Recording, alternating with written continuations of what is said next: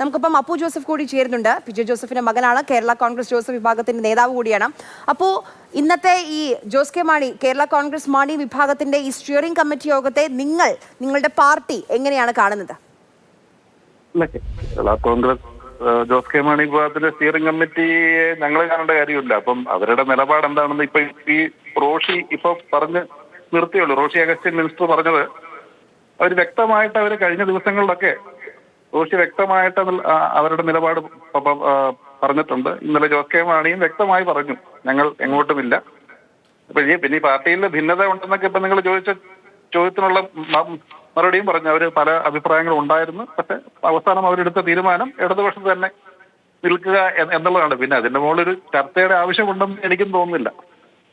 അല്ല, അഥവാ ഒരു മാറ്റം, കാരണം നമുക്ക് അറിയുന്ന പുറത്തേക്ക് വരുന്ന ഇത് ചർച്ചകളെല്ലാം ഈ ചർച്ചകളെ നടക്കുന്നില്ല എന്ന് പറയുമ്പോഴുമൊക്കെ നമ്മുടെ മുന്നിൽ തന്നെ ഇപ്പോൾ മാണി സി കാപ്പനൊക്കെ പി കെ കുഞ്ഞാലിക്കുട്ടിയെ അങ്ങോട്ട് പോയി കണ്ട് പാല വിട്ടുകൊടുക്കില്ല എന്നൊക്കെ പറയുന്നത് നമ്മുടെ മുന്നിലുണ്ടല്ലോ. അപ്പൊ ചർച്ചകളുണ്ട് എന്നുള്ളത് വസ്തുതയാണ്, പുറത്തേക്ക് അങ്ങോട്ട് അംഗീകരിക്കുന്നില്ല എങ്കിലും. അപ്പോൾ തൊടുപുഴ സീറ്റ് അടക്കം ചോദിച്ചു വരികയാണെങ്കിൽ എന്നൊക്കെ ഇങ്ങോട്ടില്ല എന്നൊരു നിലപാടെടുത്ത ഒരു കക്ഷിക്ക്, ഒരു പാർട്ടിക്ക് ഓരോ ദിവസം ഓരോ നിലപാടെടുത്തു കഴിഞ്ഞാൽ ജനങ്ങളുടെ മുന്നിൽ ഇവര് ഒരു നിലപാടില്ലാത്ത പാർട്ടി എന്നുള്ള ഒരു വിലയിരുത്തൽ വരും.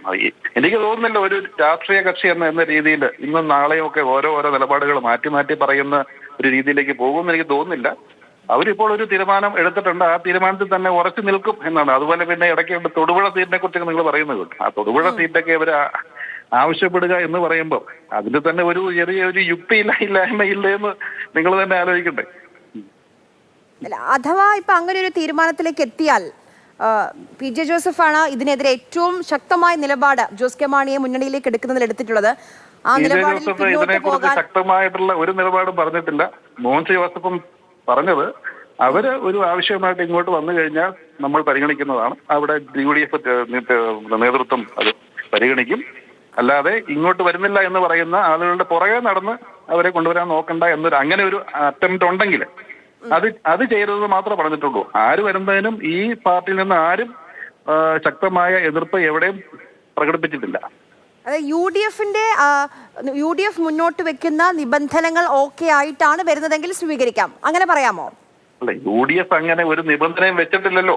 നമ്മൾ പറയുന്നത് എന്താണ്, അവർക്ക് ഇങ്ങോട്ട് വരാൻ താല്പര്യമുണ്ടെങ്കിൽ അവര് മുൻകൈ എടുത്ത് ഇങ്ങോട്ട് വരട്ടെ.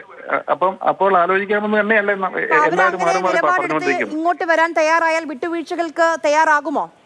അത് പാർട്ടി നേതൃത്വം UDF നേതൃത്വം ചർച്ച ചെയ്ത് തീരുമാനിക്കേണ്ട കാര്യങ്ങളാണ്. അതിനെക്കുറിച്ച് ഒരു അഭിപ്രായം ഞാൻ പറയുന്നത് ശരിയാണ്.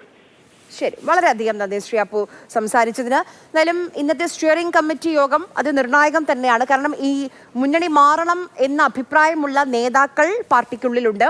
പക്ഷേ ബാക്കിയുള്ളവരെ കൺവിൻസ് ചെയ്യേണ്ടതുണ്ട്. ഒറ്റയ്ക്കൊരു തീരുമാനം എടുക്കാൻ എന്തായാലും ജോസ് കെ മാണിക്ക് കഴിയില്ല. ചർച്ചകളൊക്കെ ഏത് രീതിയിലാണ് എന്നുള്ളത് ഒരു പക്ഷേ ഇന്ന് വൈകിട്ടോടു കൂടി നമുക്കൊക്കെ അറിയാം. ഈ സ്റ്റിയറിംഗ് കമ്മിറ്റി വളരെ നിർണായകം തന്നെയാണ്, അക്കാര്യത്തിൽ ഒരു സംശയവുമില്ല.